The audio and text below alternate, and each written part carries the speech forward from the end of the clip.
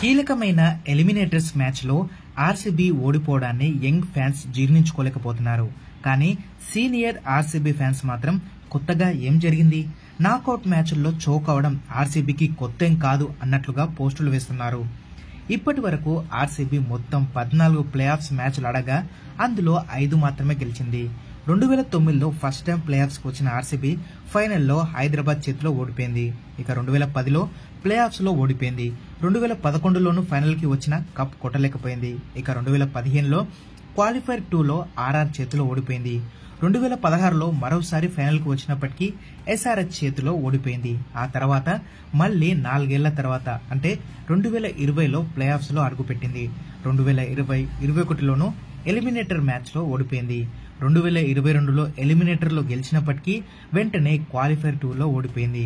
ఇక నిన్న కూడా ఎలిమినేటర్ మ్యాచ్ లో ఆర్ఆర్ చేతిలో ఆర్సీబీ ఓడిపోయింది. ఇలా 9 సీజన్లలో ప్లే ఆఫ్స్ లోకి వచ్చినప్పటికీ ఒక్కసారి కూడా కప్ కొట్టలేని చరిత్ర ఆర్సీబీదే. మకుటం లేని మహారాజు అంటే ఆర్సీబీ గుర్తుకొస్తుంది ఇప్పుడు. ఎందుకంటే ఒక్క కప్ లేకపోయినా ఆర్సీబీ ఇచ్చే ఎంటర్టైన్మెంట్ మాత్రం అంతా ఇంత కాదు. చెన్నై, ముంబైల తర్వాత ఎక్కువ మంది ఫ్యాన్స్ బ్రాండింగ్ ఉన్న టీం ఏదైనా ఉందంటే అది ఖచ్చితంగా ఆర్సీబీ అని చెప్పుకోవాలి. దీంతో కప్పు లేకపోవడం వల్లే ఆర్సీబీకి ఇంత బ్రాండింగ్ వస్తుందేమో అన్న అనుమానం కూడా ఫ్యాన్స్ వ్యక్తం చేస్తున్నారు.